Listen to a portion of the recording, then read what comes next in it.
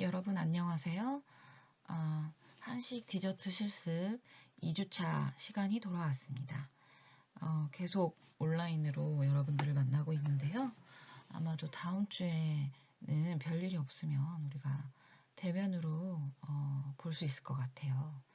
그때는 좀 얼굴을 보고 우리가 못다한 이야기도 하고 또 실습에 있어서 여러분들이 또 원하는 바가 있을 것 같아서 그런 것들을 같이 이야기를 나눠보는 시간도 갖도록 하겠습니다, 여러분. 그래서 이번 주는 지난주에 이어서 이론 수업을 진행하도록 할 거예요. 우리 떡 이야기라고 제가 이름을 붙여놓기는 했는데, 지난 주차에 조금 너무 굉장히 너무 무겁게 풀진 않았나, 이런 생각을 했어요. 그래서 여러분들 보시기에 조금 딱딱했을 수가 있겠다 이런 생각이 드는데 조금 더 이번 주차에는 이것들을 좀 쉽게 풀어서 여러분들이 이해하기 쉽게 조금 더 다가가는 시간을 가져보도록 할 거고, 혹시나 이제 우리가 학부 1, 2학년 때 병과 수업을 들었던 분들 중에 겹치는 내용이 너무 있어서 재미가 없다 이렇게 생각하실 수도 있겠어요. 그런데 우리가 그 병과 그 조리 기능사 자격증 시험도 새로 생겼죠. 그래서 이 부분들을 잘 살펴보시면 좀 그 시험 준비하는데 혹시나 많이 도움이 될 수 있을 것 같아요. 그래서 혹시 시험을 준비하시는 분이 계시다면 참고하셨으면 좋겠습니다. 그래서 지금부터 우리 떡 이야기에 대한 좀 굉장히 중요한 부분이에요. 그래서 잘 짚고 넘어가야 되는 부분들을 할 예정이니까 좀 주의 깊게 들어주시기 바랍니다.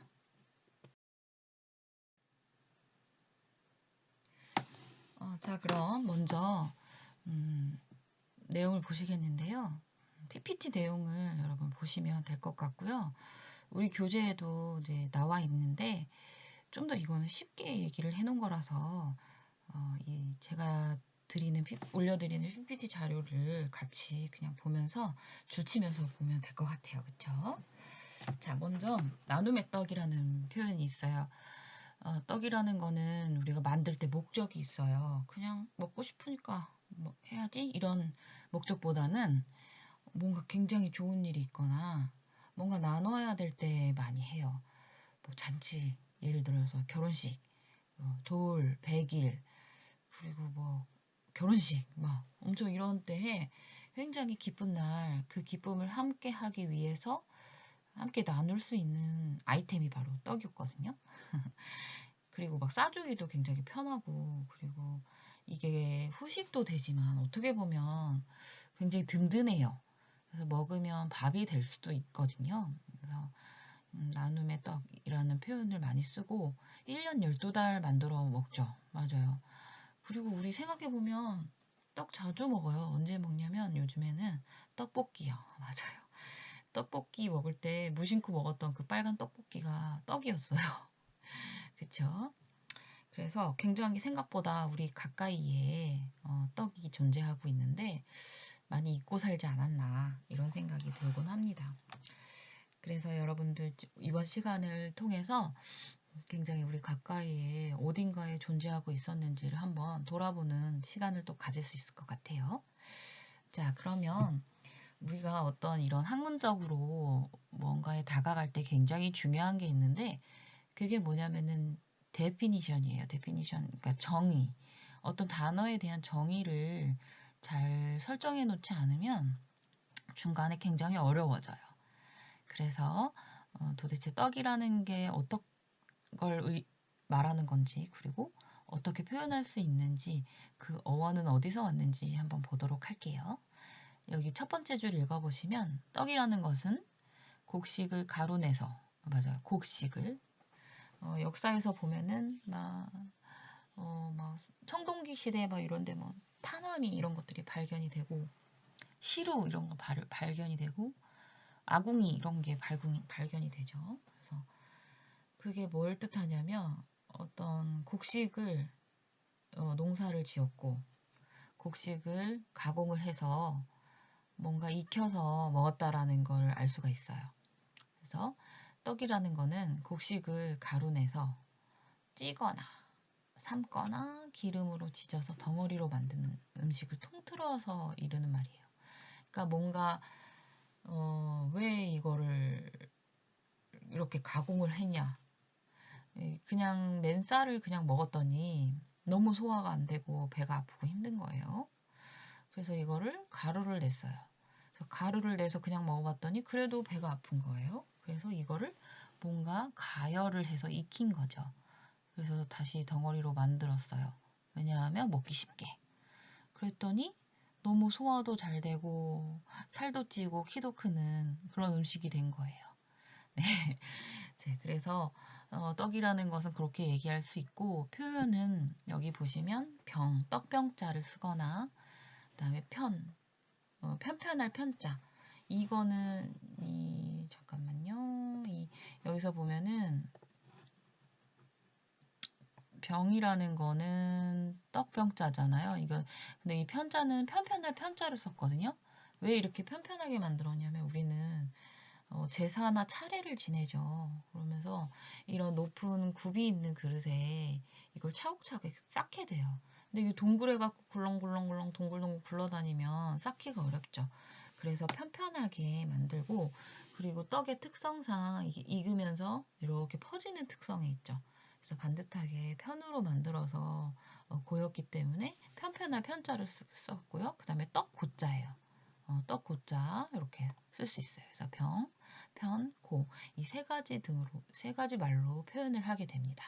그래서 이 떡의 어원은 이런 찌다라는 동사가 찌기로 명사화되면서 떼기, 떡이, 떡 이렇게 변화된 거로 국어학자들이 설명을 해주고 계세요. 제가 갑자기 얘기한 게 아니고 분명히 국어학자들이 고증과 연구를 통해서 이야기를 해준 내용입니다. 그래서 떼기, 떡이 이렇게 돼가지고 떡이라는 표현을 지금도 우리가 쓰게 된 거죠. 자, 그리고 떡이라는 거는 곡식 가루를 찌거나 그 찐 것을 치거나 아니면 빚어서 만든 우리의 대표적인 전통 음식이고 크고 작은 일이 있을 때마다 떡을 먹었어요. 제가 앞서 말씀드렸죠. 좋은 일이든 슬픈 일이든 상례 때도 마찬가지고 그리고 막 이런 얘기 전래동화에서 보면은 엄마언니가 옆마을 잔치집에 가서 일손을 돕고 떡을 얻어서 오다가 호랑이한테 이렇게 하나씩 주다가 나중엔 잘못되는 그런 슬픈 이야기가 있잖아요. 맞아요. 그래서 우리가 품앗이라는 표현 여러분들 다 들어보셨을 거예요. 그쵸? 그래서 좋은 일이 있거나 슬픈 일이 있거나 힘든 일이 있을 때도 일손을 나누고 또 이렇게 나누고 나온 이런 음식들을 나누어 먹은 거죠. 네. 그래서 떡이 그 아주 중심에 있었던 음식이에요. 자, 100일, 돌, 혼례, 회각같이 중요한 행사가 있을 때뿐만 아니라 명절이나 절기마다 이웃과 떡을 나누게 돼요. 그래서 우리나라 음식 중에서 통과 의례나 명절, 이런 행사 이런 것들에 빠지지 않는 토착성과 전통성이 가장 깊은 음식으로 꼽을 수 있는 것이 바로 떡이 되겠습니다. 그리고 인정을 나누는 보기 좋은 떡 이런 표현을 쓰거든요. 굉장히 정이라는 표현을 쓰고 인정도 많지만 보기에도 너무 좋고 또 어때요? 맛도 있어요. 그렇죠? 그래서 나누기 때문에 이렇게 더 정이라는 표현을 쓸 수 있는 거고 게다가 요즘에는 그 심미적으로 더 아름답게 만드는 것들이 굉장히 많이 개발되었잖아요, 여러분. 그렇죠? 그래서 이런 의식적인 그리고 어원적인 그리고 이런 의미 있는 것들을 우리가 잘 알고 있어야 이것이 어디에서 왔는지 설명할 수 있어야 돼요. 그래서 이 부분이 제가 이렇게 써놓긴 했지만 굉장히 중요한 부분이니까 여러분들 잘 알고 계셨으면 좋겠습니다. 그럼 다음 넘어갈게요.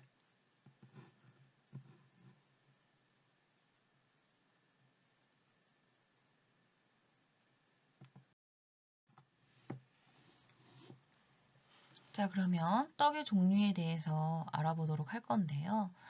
떡의 종류를 제가 4가지로 나누어 놓았어요. 그래서 그 첫 번째로 찌는 떡에 대한 설명을 드리도록 하겠습니다.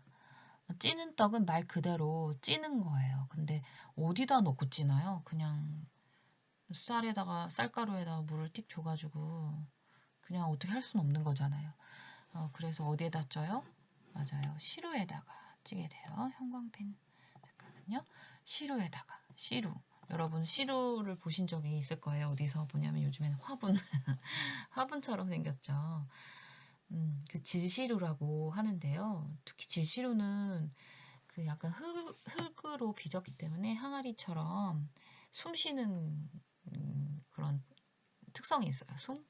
뭐라 그래야 돼? 공기가 잘 통하고 그래야 되나? 과학적으로 뭔가 이게 증명한 건 없는데 그래서 이상하게 시루에다가 찐 거는 더 맛있는 것 같고 막 이런 느낌이 들긴 하는데 네. 그래서 찌는 떡은 시루에다 넣고 찌기 때문에 시루떡이라는 말을 하고요. 그리고 한자로 하면 시루 증자, 찔 증자 이렇게 써가지고 증병 이런 표현을 쓰게 됩니다. 증병. 그래서 찌는 떡, 증병, 시루떡 모두 같은 말이 되겠죠.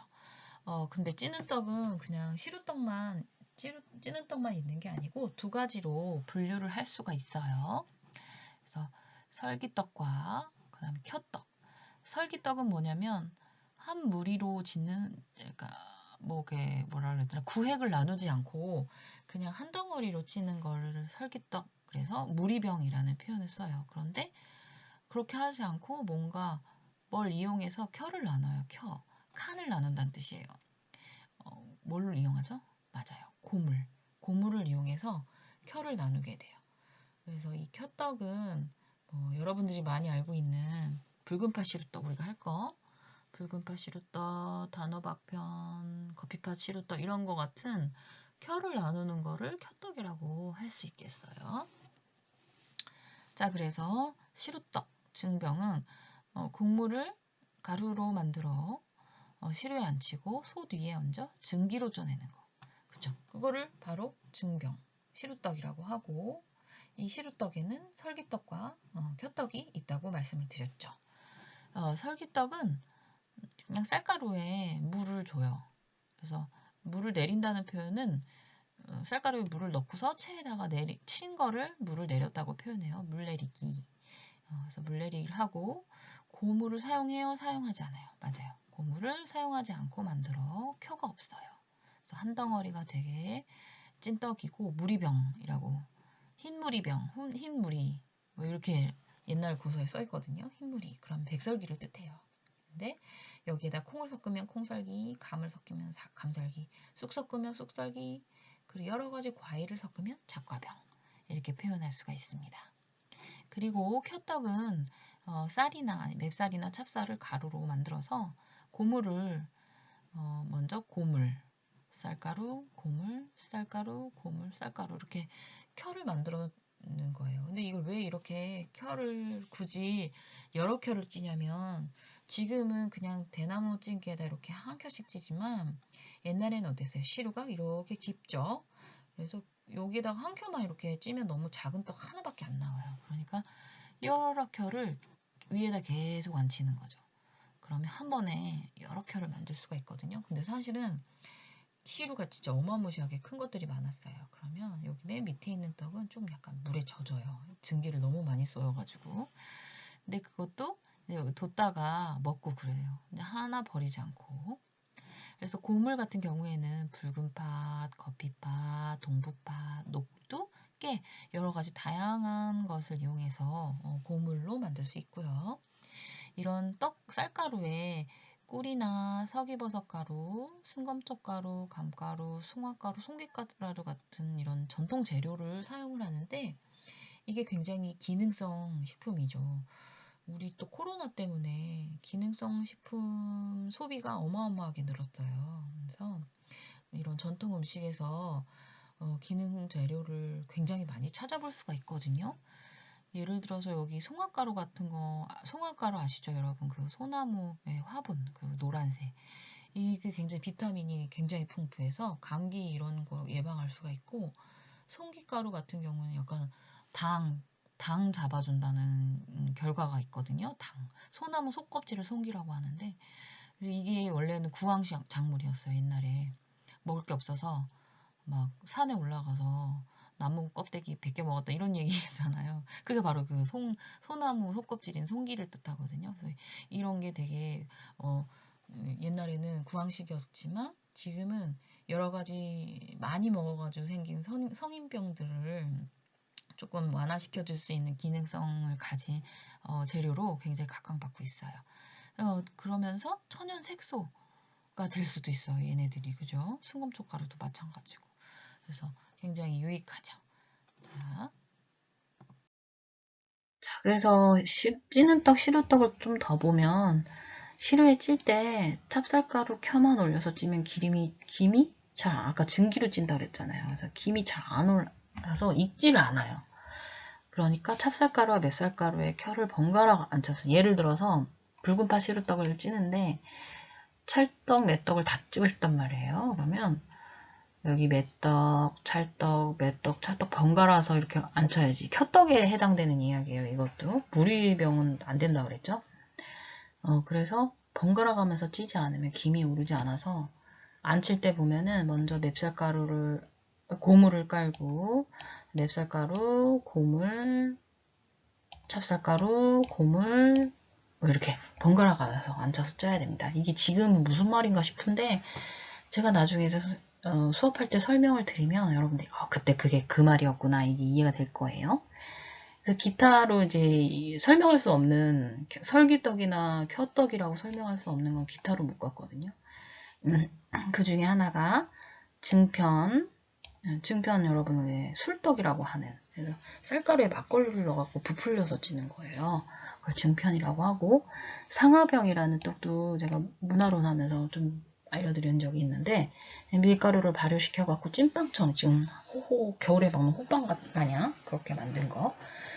이거 오타네요. 약식이 아니라 약식이죠. 약식. 노노노. 약식은 찹쌀을 빠지 않고 통쌀을 쪄가지고 간장, 참기름, 설탕, 대추고 이런 걸로 양념을 해서 찌는 거예요. 그래서 약식에 대한 거 되겠습니다. 자, 두 번째 떡의 종류 중에 도병이라고 하는 치는 떡이에요. 치는 떡, 도병, 칠도자예요. 치는 떡은 도병이라고 하고요. 시루에 찐 찹쌀이나 떡을 뜨거울 때 절구 혹은 안반으로 막 치는 거예요. 왜 옛날에 떡새, 돌새 막 이런 친구들이 큰 망치 같은 걸로 팍팍 치면은 여기 이제 안성댁 아주머니가 소금물을 손에 적셔갖고 탁 뒤집어주면 또 치고 막 이러는 거. 이게 바로 안반이에요. 여기 안반에다 떡을 넣고 치는 거예요. 그래서 끈기가 나도록 치는 게 중요해요. 쫄깃쫄깃한 느낌. 우리나라 사람들은 정말 쫄깃한 거 좋아해요. 찹쌀가루로 하면 인절미, 맵쌀가루로 하면 가래떡, 절편, 계피떡 같은 것들이 있고요. 과거에는 이런 안반이나 절구를 쳤지만 지금은 이런 펀칭기를 이용할 거예요. 우리 회습실에도 이 펀칭기가 있어요. 엄청 좋죠. 안 그랬으면 힘들었을 거예요. 그래서 찹쌀로 한 거, 그죠? 치는 떡을 찹쌀로 하느냐, 맵쌀로 하느냐로 좀 나눠볼 수 있는데, 찹쌀로 한 거는 인절미, 단자 종류들이 있고, 맵쌀로 한 건 가래떡, 절편, 계피떡이 있습니다. 인절미는 찹쌀을 불려서 찜통에 넣고, 이게 통찹쌀을 쓸 때도 있고요. 찹쌀가루를 할 때도 있어요. 일단 쪄야 돼요, 얘들을.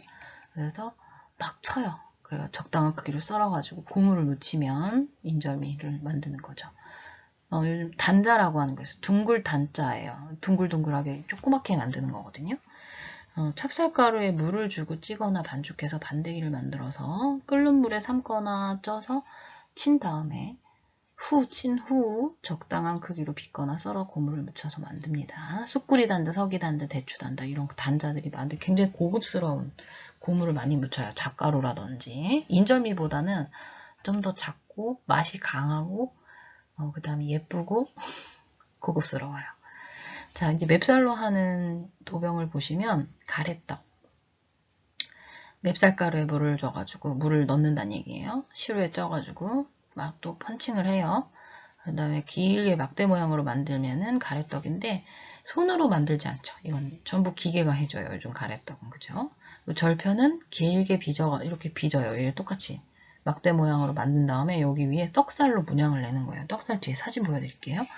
그다음에 계피떡은 이렇게 펀칭을 한 떡 덩어리를 얇게 방맹이를 이용해서 밀어요. 밀대를 이용해서. 그래서 그거를 팥소를 넣고서 이렇게 접어가지고 반달 모양 집게가 있어요. 아니면은 종지 같은 걸로 찍어가지고 공기가 빵빵하게 들어가게 만든 떡인데 우리가 잘 알고 있는 바람떡 있죠? 이게 바로 계피떡이에요. 근데 작게 해가지고 2개 붙이면 2 붙이, 3개 붙이면 3 붙이 이렇게 부른답니다.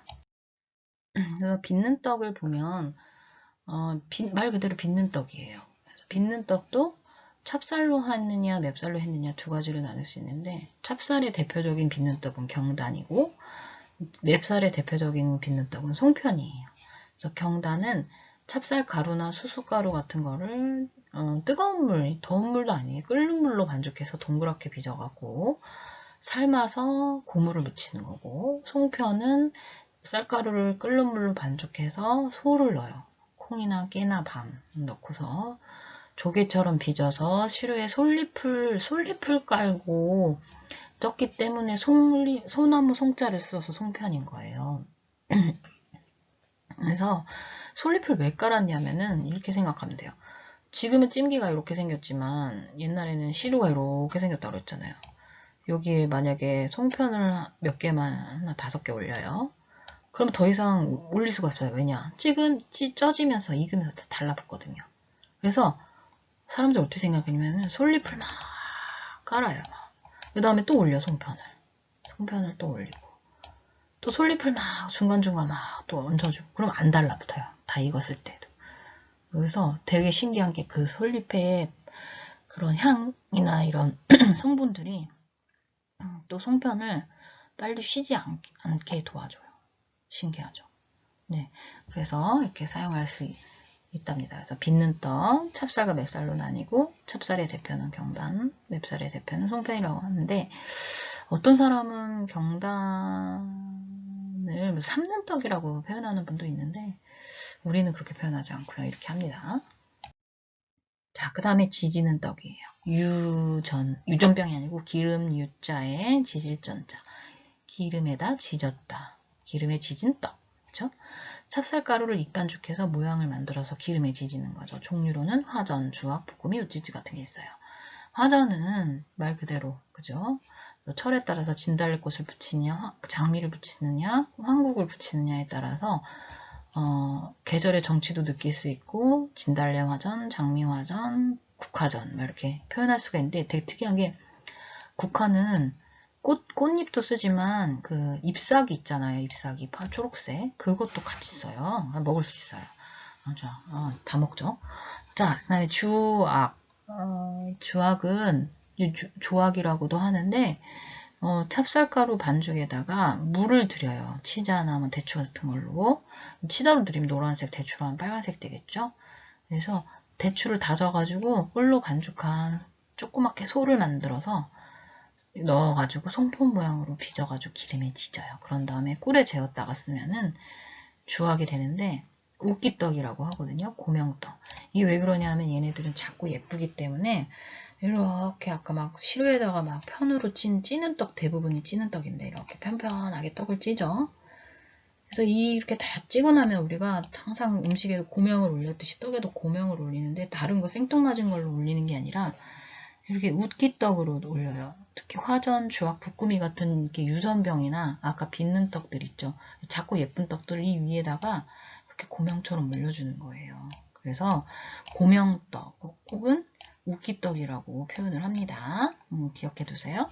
그 다음에 부꾸미는 찰수수 가루로 하는 경우도 있고 찹쌀가루로 하는 경우도 있는데 색깔을 또 막 들이기도 해요. 주악처럼. 그래서 익반죽, 끓는 물로 반죽을 해서 납작하게 빚어서 번철이라는 건 팬이에요. 팬에다가 기름을 두르고 지져가지고 소를 넣고서 반을 접는 거예요. 안에 팥소라든지 이런 거 좀 투박한 걸 넣기도 하고요. 그래서 반으로 접어가지고 볶음이라고 하고 한 번 더 접으면 우찌지라고 하는데 제가 화전 수업할 때 더 설명을 드릴게요. 자, 그래서 여기까지 떡의 종류에 대해서 살펴봤고요. 다음 시간에는 떡의 쓰임새에 대해서 살펴볼 거거든요. 그래서 떡의 쓰임새는 시절식이냐 아니면 통가을이냐 두 가지로 나뉘게 되니까 시절식 한번, 통가을에 한번 이렇게 볼 거예요. 그래서 1차 시에는 지금 떡에 대한 의미, 그 다음에 정의, 떡의 종류는 어떤 것이 있는지에 대한 설명을 드렸습니다. 다음 차시로 가실게요.